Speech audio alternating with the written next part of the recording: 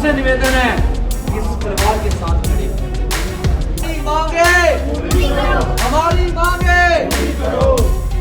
ये ईमानदार विधायक, मेरे ईमानदार विधायक मानते मेरे बेटे के नाम जमीन थी, मैं से आज खुद इसका आदेश गलत तरीके से जो मेरे नाम चढ़ा था अपनी गलती मानता हूँ, इन्हें मुफ्ता समाज को वापस करता हूँ। तो जब मैंने जमीन खरीदने के लिए प्रक्रिया शुरू करी, देखा तो उसमें नैनीताल बैंक प्रतापपुर का लोन था।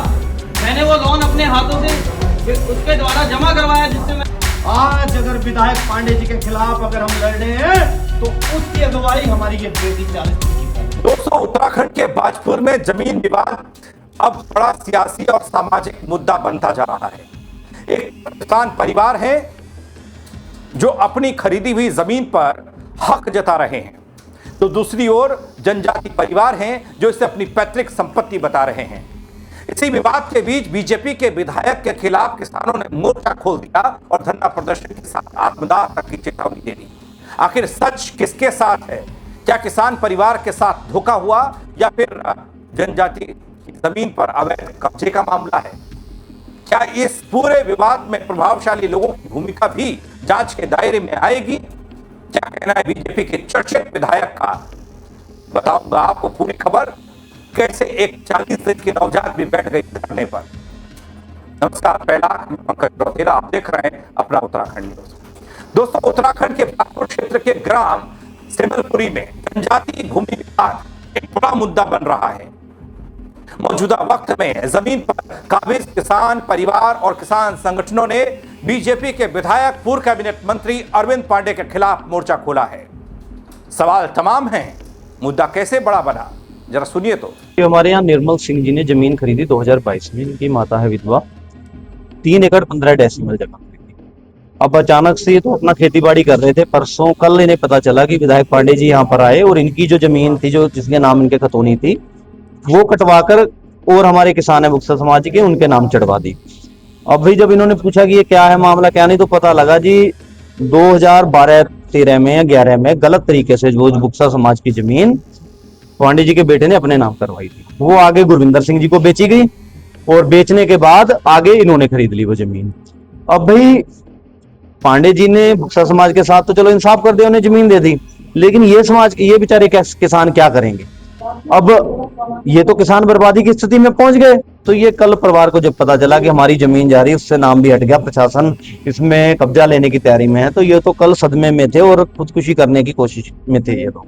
तो वहां पर हमने अपने लोगों को भेजा, मेरे प्रवक्ता साहब वहीं रहते हैं उनके पास, पूरा दिन उन्हें साथ में बिठाया, तब जाकर हमने फैसला लिया कि आपकी लड़ाई हम लड़ेंगे। तो प्रशासन से हमारा यही है कि भाई वो जो नाम हटाया गया है इनका, वो तुरंत से तुरंत पहले इनका नाम चढ़वाएं उस पे खतौनी पर, और दूसरा इन्हें या तो वहां पर जमीन दे उतनी, नहीं तो उसके पैसे जो हैं इस समय 70-80 लाख रुपए पर एकड़ के हिसाब से वहां पर है, और जिन्होंने ये गलत काम किए हैं, गलत तरीके से किया है, उस पर कार्रवाई।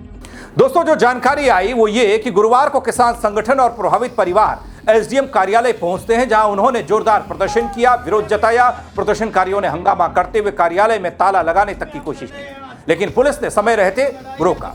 इस दौरान भारी पुलिस बल की तैनाती रही। पीड़ित किसान ने न्याय न मिलने पर परिवार सहित आत्मदाह की चेतावनी दी, जिससे प्रशासन में हड़कंप मच गया। स्थिति को संभालने के लिए सीओ कोतवाल सब मौके पर पहुंच गए। प्रदर्शनकारियों से बातचीत हुई, एसडीएम से फोन पर बात हुई और कार्रवाई का आश्वासन तो मिला है, मामला शांत होने की बात हुई। लेकिन इसके बाद भी मक्खन सिंह नाम के युवक ने शख्स ने मुख्यमंत्री को संबोधित ज्ञापन एसडीएम अमृता शर्मा को दिया।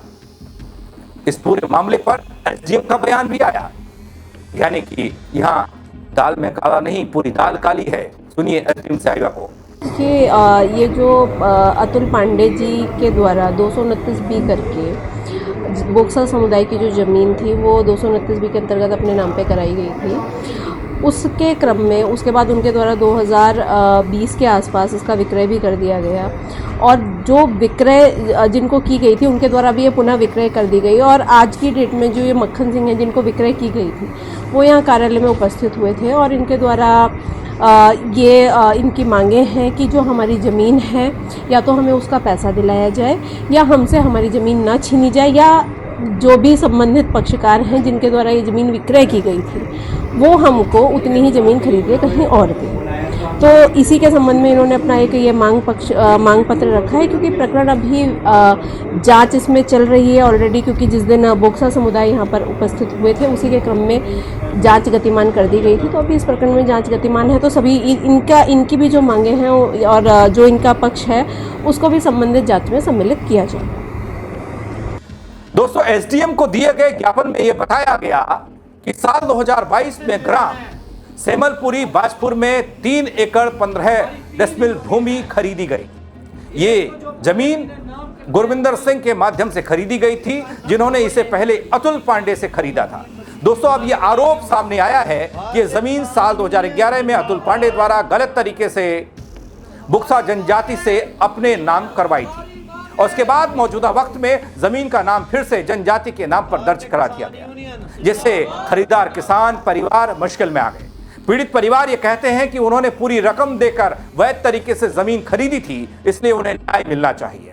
अपनी जमीन को लेके बैठे हुए हैं, हमसे हमारी जमीन छीनी जा रही है, इसलिए क्या कहेंगे आपके कौन छीन रहा है? और इस बच्चे को मासूम को तो पता भी नहीं, यहाँ पे बैठे हैं, क्या कहेंगे? हमें हमारी जमीन मिल जाए, हमसे हमारी विधायक जी हमारी जमीन छीन रहे हैं, वो हमें मिल जाए, हमें न्याय मिले जी, यही कहना चाहूँगा।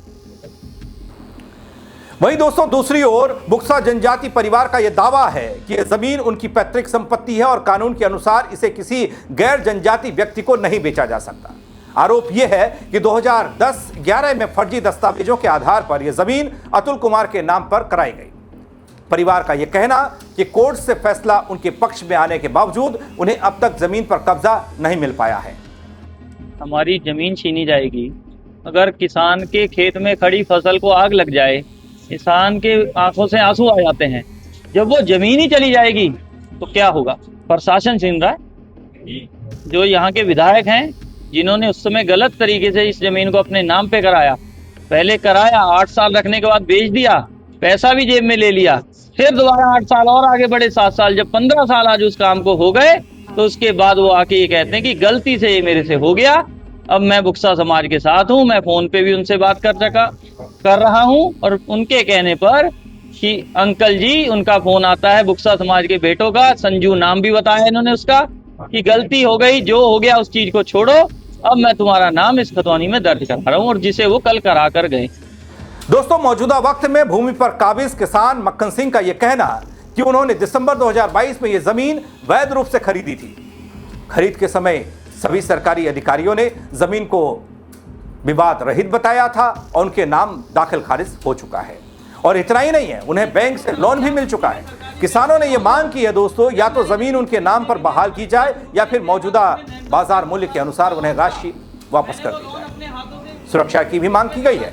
इस पूरे विवाद में प्रशासन के सामने संतुलन बनाए रखना अब कठिन हो रहा है, क्योंकि इसी इलाके से थोड़ा सा आप अलग जाएंगे तो सुखवंत सिंह आत्महत्या का मामला, जमीन विवाद आपको याद होगा।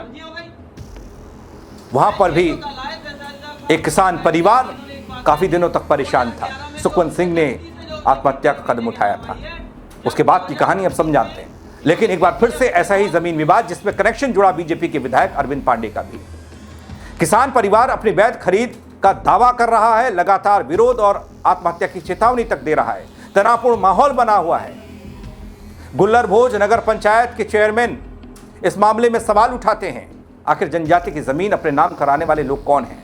पूरे मामले की निष्पक्ष जांच की मांग होती है। प्रभावशाली लोगों के दबाव बनाकर जमीन अपने नाम कराए जाने का आरोप लगता है। इस पूरे मामले पर बीजेपी के विधायक अरविंद पांडे का नाम जुड़ता है। क्यों जुड़ता है, कैसे जुड़ता है, अरविंद पांडे की जुबानी ही सुन लीजिए। उनका एक बयान सामने आया है। कई साल से एक विवाद चल रहा था कि अतुल कुमार के नाम पे कोई बुक्सा जनजाति की जमीन 229 बी के तहत आई है।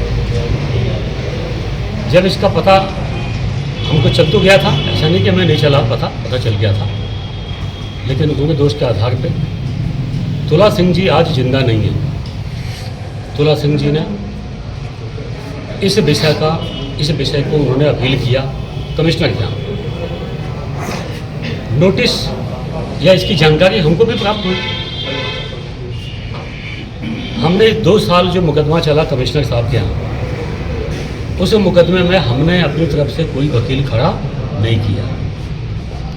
2 साल मुकदमा चलने के पश्चात कमिश्नर कोर्ट से एक तरफा आदेश बुक्सा जनजाति के नाम पे जमीन को चढ़ाने का हो गया। 2021 में दावा पेश हुआ, 2023 में आदेश हो गया, लेकिन कुछ लोग राजनीतिक कारणों से इस आदेश का पालन लोगों ने नहीं होने दिया, इसको खतौनी पर नहीं चढ़ने दी।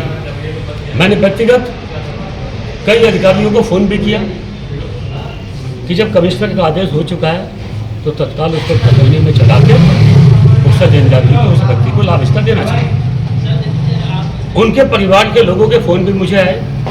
तुला सिंह जी की पत्नी ने मुझसे फ़ोन पर बात की, आप उनसे बात कर सकते हैं। उनका बेटा है, संजू नाम है, उसने भी किसी न किसी माध्यम से फ़ोन पर मुझसे बात की और उसने कहा कि अंकल जी, जाने अनजाने में क्या हुआ क्या नहीं हुआ हम विषय पे नहीं जाना चाहते, लेकिन आपने इस मामले में हमारे पक्ष में आदेश हो, इस नाते आपने हमारी मदद की है, लेकिन खतौनी पे चढ़वाइए। मैंने अधिकारियों से कई बार फ़ोन पे बात किया, लेकिन कोई खतौनी पे चढ़ाने को तैयार नहीं था। आज मजबूरी बस मुझे आके तहसीलदार के ऑफिस में बैठना पड़ा, रजिस्ट्रार के ऑफिस में बैठना पड़ा और 1.5 घंटे बैठा। तहसीलदार, रजिस्ट्रार, कानूनगो ने आज से लगभग 7-8 दिन पहले कमिश्नर के आदेश का परवाना होता जो SDM के यहाँ से तहसील में आया हुआ है, लेकिन जिनको नेतागिरी करनी है, चुनाव आने वाला है, बदनाम करने की नीयत से कुछ लोगों ने इस आदेश को नहीं चढ़ने दिया। मजबूरी बस मुझे आके यहाँ बैठना पड़ा और मैं तहसीलदार का, यहाँ की SDM का, रजिस्ट्रार का मैं इनका धन्यवाद दूंगा कि मेरे 1.5 घंटा बैठने के पश्चात कमिश्नर के आदेश को खतौनी पे चढ़ाने का काम किया। दोस्तों, अब मामले में कौन सही कौन गलत, लेकिन धरना प्रदर्शन की ये तस्वीरें ये बताने के लिए काफ़ी हैं कि बवाल बड़ा होने वाला है। और इस धरना प्रदर्शन की एक भावुक तस्वीर जो मैंने देखी वो ये थी कि पूरा किसान परिवार यहाँ धरने पर बैठा, लेकिन उस परिवार में उनकी 40 दिन की नवजात बच्ची भी शामिल हो गई। न्याय की मांग को लेकर किसान मौजूद रहे, डटे रहे और बच्ची भी वहीं रही। माहौल और ज्यादा संवेदनशील दिखा।